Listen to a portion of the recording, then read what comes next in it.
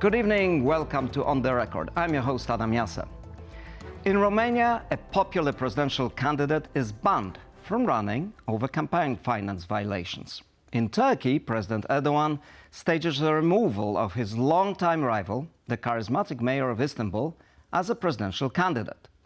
On the record, both cases seem similar. But the reality is, well, complicated. In just a moment, we will break down the fine line between the defense of democracy and its abuse with two excellent guests, Professor Jacques Rupnik of the French Sciences Po Academy and Hedda Grabbe, senior fellow at Bruegel and a former EU policymaker. But first, a brief report. In Turkey, a familiar playbook unfolded this week.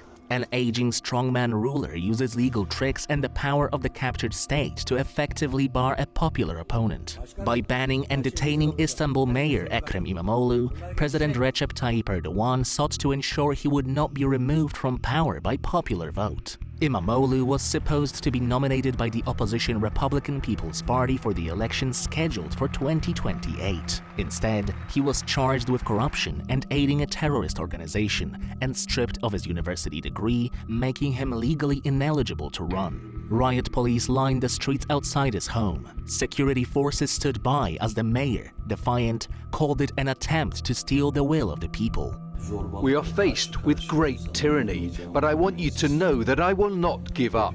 I love you all very much. I entrust myself to my nation. Let my entire nation know that I will stand tall.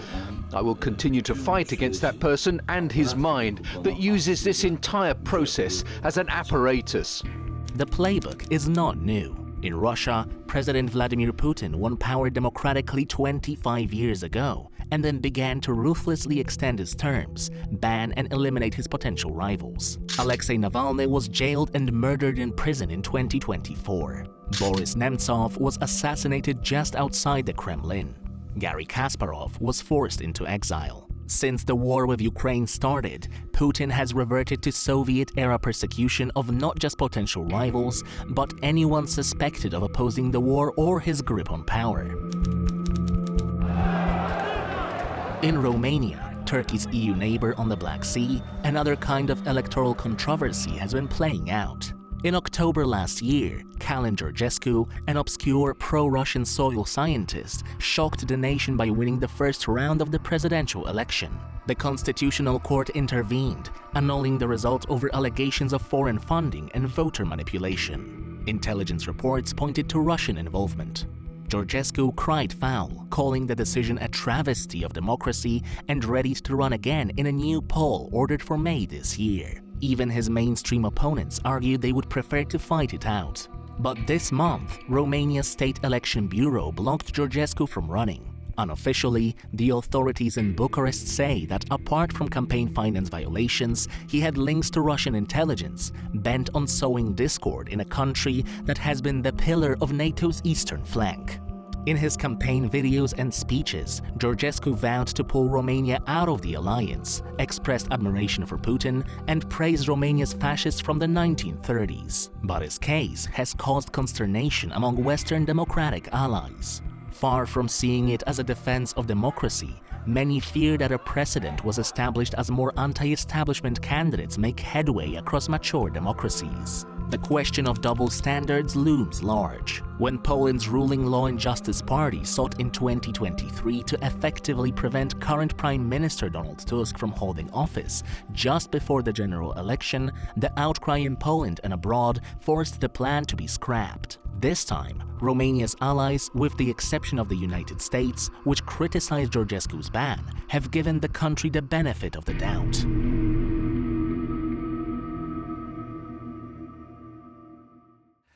Professor Rupnik, Hedda, thank you very much for joining our show. Pleasure to be with you. Pleasure. Professor, if I may start with you, you're an expert in democratic governance. So, Romania and Turkey, the same story or different? Some similarities and important differences. I mean, obviously the difference is known to all. Turkey is a kind of semi-authoritarian regime, has become increasingly authoritarian, let's say, in the last 10, 15 years. And So what has happened just now with the arrest of the leader of the opposition seems to be kind of, extension of that trend. Whereas Romania was, let's say, over the last 10, 15 years, traveling in the opposite direction. If you take the situation 20 years ago or 25 years ago, I remember you had a presidential election between a former communist and a proto-fascist, somebody who was calling for Greater Romania. Well, since Romania joined the EU, it has established a more increasingly democratic mode of governance. What has been happening, however, recently challenges that. And it is done in the name of democracy, in the name of preserving the rule of law. But it clearly is not perceived that way by the Romanian public. And frankly, it is doubtful. I'm having serious doubts about the reasons and the process. Just to be very brief, because I don't want to take too much time. You have an election. The candidate that is leading after the first round is approved by the Constitutional Court, and it takes them a week to establish that the results are fine, everything is fine.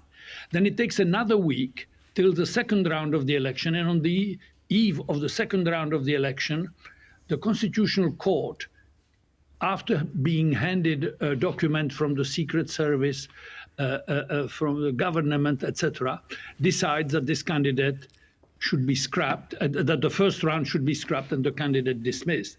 Now he's even banned from running. I think that I can't remember a situation when something like that happened. The only time when, after a first round, the election was abandoned or postponed was Algeria. It was 1992. The Algerian military thought they would put a democratic facade. They organized an election. Guess who won? The Islamic Front of Salvation, and the Algerian military decided to scrap the second round. What followed was a civil war with 250,000 dead. I'm not saying that in Romania we are facing a similar situation. I'm simply saying you either interrupt the election before the first round. You say we have important evidence that there has been interference.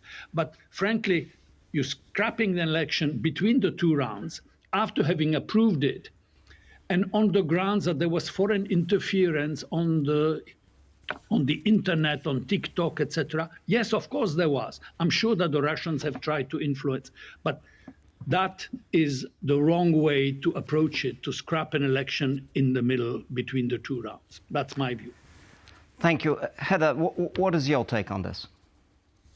So I largely agree with Jacques that it's really important that a candidate is only barred on the basis of clear criteria and high standards in terms of providing evidence that those criteria have been breached. Now, not all of that evidence can perhaps be made public if, for example, it involves intelligence reports and so on.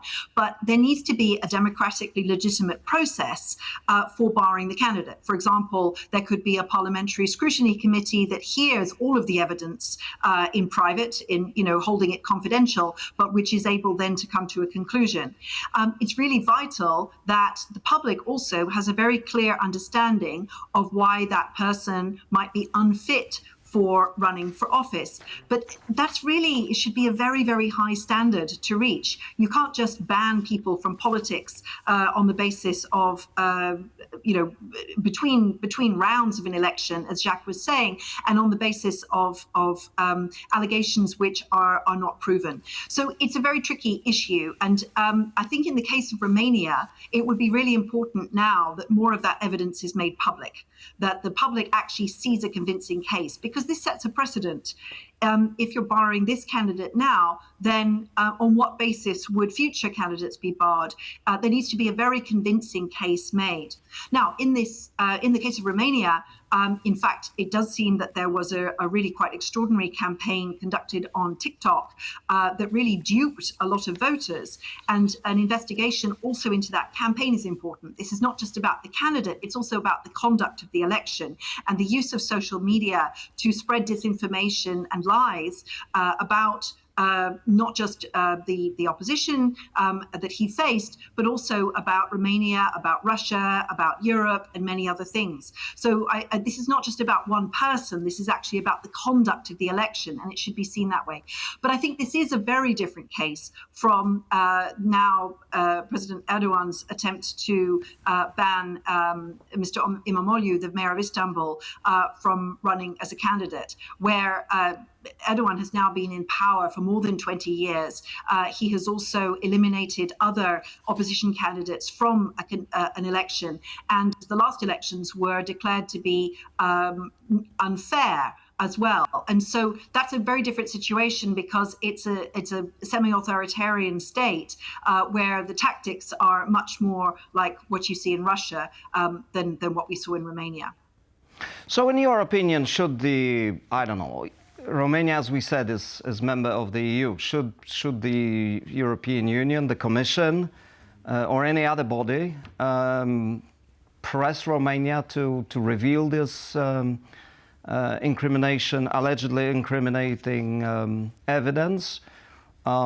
Because so far we've heard nothing from the EU institutions on this.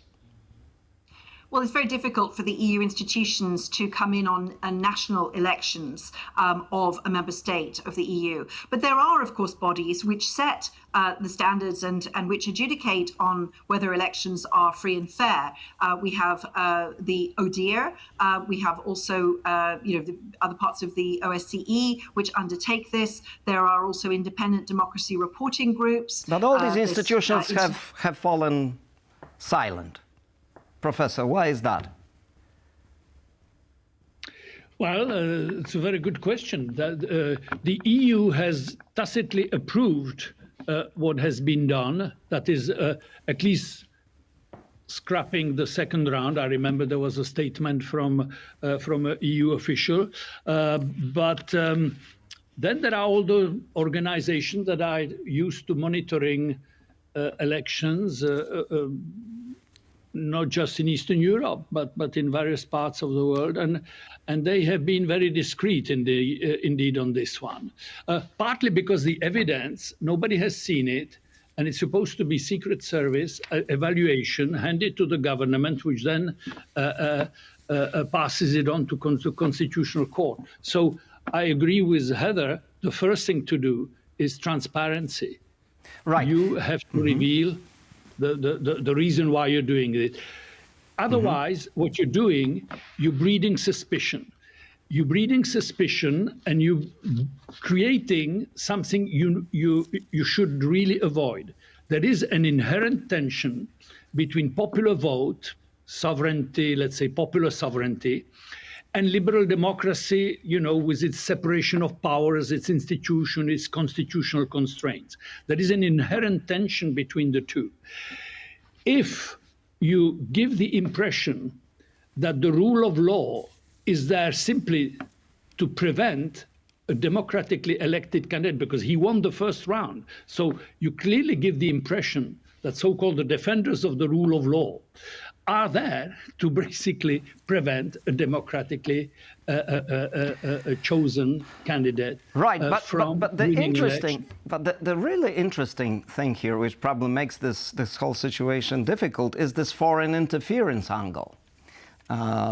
Because, it's widely acknowledged that there is foreign meddling by hostile powers in democracies.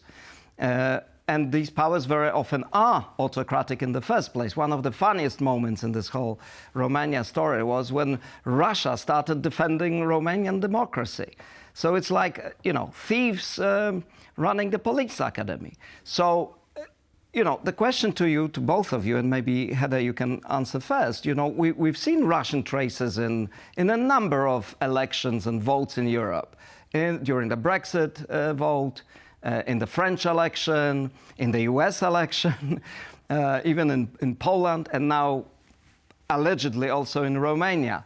So, in a sense, you're saying rule of law and all of this, but this is a lose-lose game because these malign actors use rule of law precisely to undermine the rule of law. And it's clear that this is part of Putin's hybrid warfare in Europe. this is part of, in addition to sabotage and targeted assassinations and other things that Russia's been doing to destabilize European societies, we see increasing interference in elections by use of social media, funding of political parties, particularly anti-establishment candidates and parties and so on. And I think this is something that the EU should take up. Because it's essential that we have free and fair elections across the EU. It's not something I think that the Commission can or should do. That's the wrong institution for it. We need to have an independent, politically independent and non-partisan body that is able to look carefully at methods of manipulation of elections and to satisfy them. So I mentioned earlier there's this ODIHR, there's parts of the OSCE which have done this. There are also independent organizations which certify elections. We need to have a much more concerted effort at making public the methods of manipulation so as to avoid suspicion in the public that the candidates are being barred for the wrong reasons, and also to ensure people that it's really worth going to vote, that their vote will count, and also proving what are disinformation stories, narratives that are simply not true. There needs to be a concerted effort by this at EU level, in my view, what you might call an acquis démocratique. Okay. Professor, you mentioned Algeria, that this was the only incident you can recall offhand. But, you know, this Russian malign influence, we probably both remember the Soviet times, and the Soviet Union was also, influencing European elections in France, in Italy. So is this the same story? And how did it play out back then? What precautions back then existed to prevent such meddling? Or are we, thanks to the social media, in a completely different ballgame? Well, I was going to say it's a completely different ballgame. In the old days, Russian or Soviet influence was carried through the communist parties in the West. That was sort of the public face of it. And of course, they also used, various corrupt means, buying the influence of some journalists, etc. So you have that kind of story. Today, it's a completely different thing because it is precisely what you mentioned. It is the social media, the new modes of communication. It's not vertical, it's horizontal, and it's very difficult to control. So you can establish, indeed, that there is Russian interference, that there is Russian attempts to engage in that. But what do you do about it? I mean, let's say in the French presidential election, there was an attempt by the Russians to spread on social media rumors concerning President Macron, about his alleged secret account on some Caribbean island, or God knows what. So this is it. You are in the midst of a presidential campaign, and clearly the Russians would have preferred Marine Le Pen. I presume they still do. But is that a ground for cancelling the election? No, it cannot. You can publicly denounce it. You warn people against it. But who is going to be the policeman? Who is going to tell people, well, this information, this is correct, this is incorrect? What we have now, we're living in a world, post-truth, as it was established, or Donald Trump calls it post-factual, We have alternative facts, said a spokesman for Donald Trump in his first presidency. Well, if we live in a world where even in democracies, such as in the United States, there are people using things like we have alternative facts. Well, how do you control the social media? And as soon as you want to do something about it, you have people screaming about censorship, starting with Elon Musk. So there you are. It's a very difficult situation, I think, for European democracies to establish rules of governance which would apply to the social media, to the public sphere in general, and making sure that it is not abused for political purposes, as is the impression given in Romania. And you may 100 times have the right arguments, the right proofs, but that is not enough. Well, again, it's as we have established, it's a complex issue, but it seems that the autocrats think that they can break all the norms. They can do whatever they really want, and very often they capture power. And then there's the will of the people that enables them to do practically anything they want, change institutions, state capture, and all of that.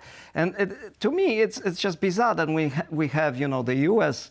The new U.S. administration telling Romania that it did badly with this presidential election, when the same people actually nearly overturned an election in their own country. And then you have Putin defending democracy in Romania. How do you manage this if you're a Romanian government? Well, you need to set really clear standards for what's acceptable in terms of claims within a campaign, for example, fact-checking. And of course, you need to have an independent media in the first place to do that fact-checking and to report on what candidates have said and whether it's true. It's also really important to root out strategic use of corruption. So it's definitely the case, and we now have a number of different investigations that autocratic regimes have sought to corrupt individual politicians by paying them money. So cases of cash is the classic thing, but also more subtle things like Marine Le Pen had a check from a Russian bank in a couple of elections ago. This kind of campaign financing by foreign actors. It's really important to track this down. And I think we need to have a lot more police investigations and enforcement of that kind of financial fraud in terms of taking foreign money to influence elections, as well as individuals enriching themselves by taking foreign funding. That's something that can be prosecuted, because now we have plenty of anti-money laundering rules. Banks have to keep track of things. What it requires is political will to use that effectively to ensure that elections can stay cleaner. And that's where I think parliaments need to exercise their proper role in a representative democracy. But it seems to be a lopsided battle, because on the one hand, you have these politicians and parliamentarians who sometimes don't even know what's happening. And on the other hand, you have the autocrats and you have the social media billionaires who control the algorithm of our public marketplace of ideas. And, it's not an even struggle. And these days, it has become an even less level playing field, don't you think, Professor? Well, the EU has tried to address this somewhat with its digital regulation, which is one of the reasons why Musk and, to an extent, Trump have so much attacked the EU for its digital regulation, because it would restrict their freedom of action, the freedom of action of, for example, Twitter, which is owned by Musk. So having these kind of digital regulation in the public interest, and in order to ensure an open debate, but one that is not manipulated, these are really important. The EU has made some first steps. I think there needs to be a lot more to avoid public harms of undermining democracy. So, Professor, is this a trend? Are we going to see more attempts to play fast and loose with elections by authorities who don't like to lose them?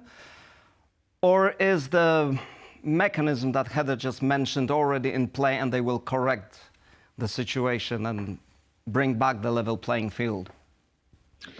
Well, I very much hope that what Heather has just described will be put in place, or will be effectively put in place. However, there is a deeper trend which is not just on countries like Romania or countries of the Balkans, which we have seen, which are even. We have within the European Union a country, say Hungary, which promotes something called illiberal democracy. And it started with assault on independent media, on independent judiciary, etc. So you still have elections, but you do not have a level playing field. And we thought this was an anomaly. And then you look at the United States and you discover you have a democratically elected president who attacks exactly that. He attacks the independent judiciary when they decide in a way unfavorable to him. He attacks the media, he attacks, etc. So the illiberal model, which we thought was an anomaly, is unfortunately spreading among established democracies, even within the European Union. And that will make the future task of holding free and fair elections even more important, because they will be contested. And as soon as the results of elections are contested, which may well happen in Romania, which we have discussed earlier, but which has happened in the United States in the last elections, not the latest, but the previous one under Donald Trump.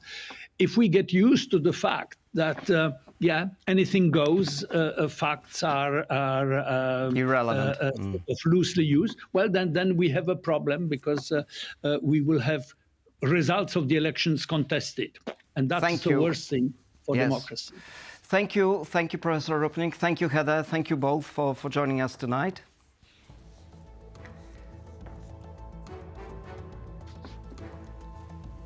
This was all we had for you today on the Record.